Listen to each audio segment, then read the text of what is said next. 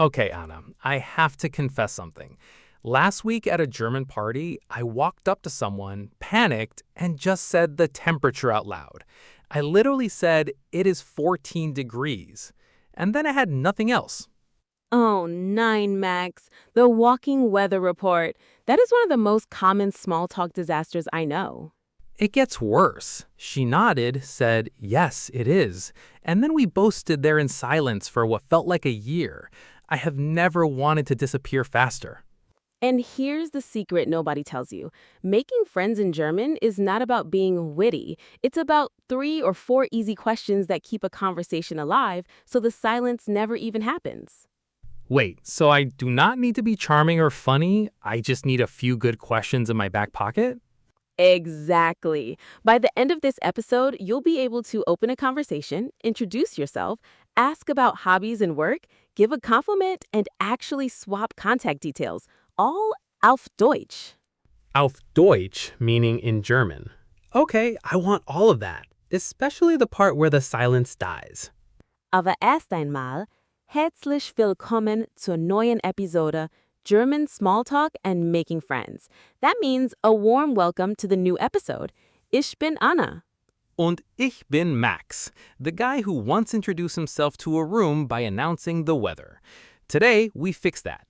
Today we cover 5 things: the right mindset and how to open, how to introduce yourself, how to ask about hobbies and work, how to do small talk that's not about the weather, and how to give a compliment and keep in touch. That's basically the whole friendship pipeline, from hello to let's hang out again. Genau, that means exactly. Los geht's. Here we go. So, mindset first. Germans can seem a little quiet with strangers, but that's not unfriendliness. They just don't do fake small talk. Once you ask a real question, they open up. So I shouldn't expect the big, how are you, amazing, love your shoes energy right away. Correct. Keep it honest and a little curious, and the easiest opener of all is just, hello, wie geht's? Hallo, wie geht's? I know this one. It means hello, how are you?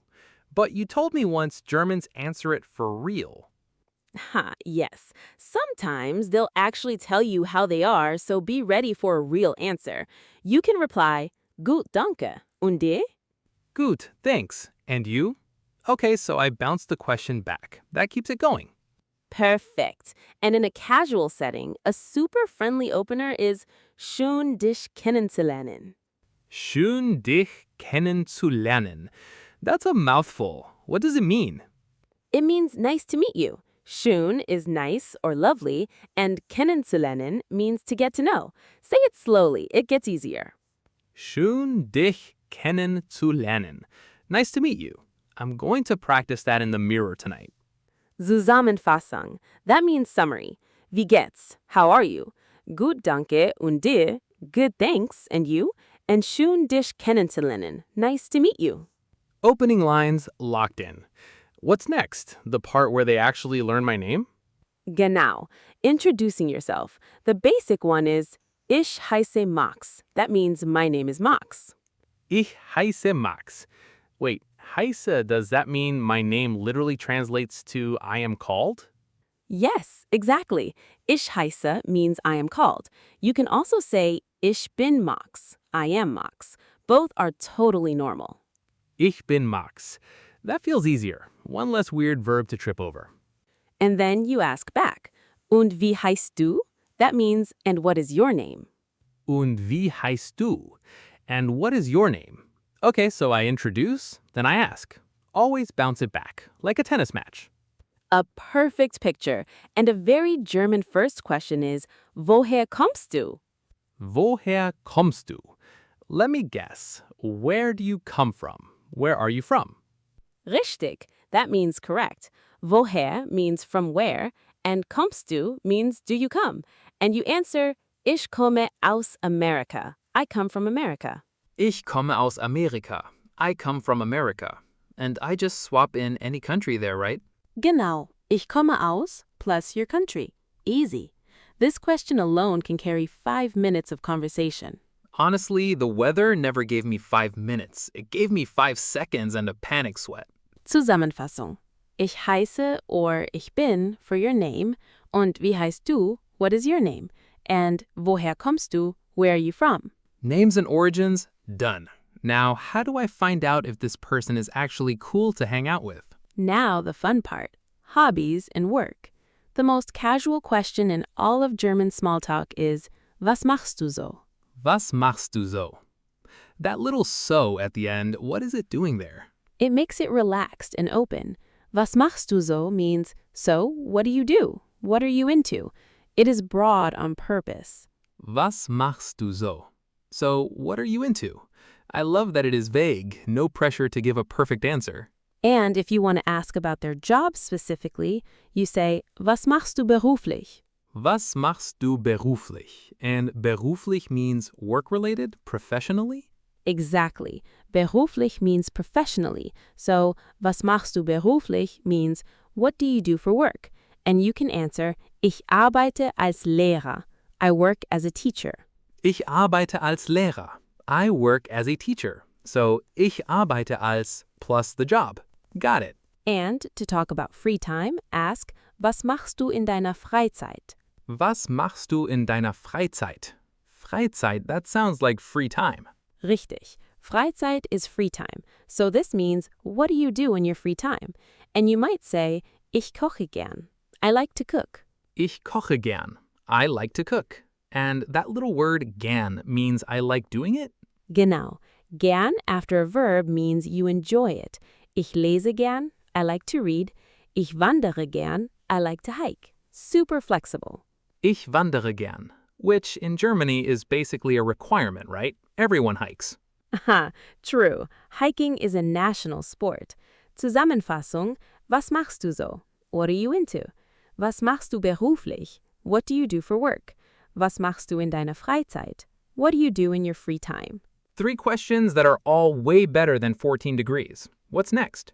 Now, how to do small talk that is not painfully about the weather. The trick is to ask about the situation you're both in. Oh, so instead of the sky, I talk about the actual thing happening around us. Genau.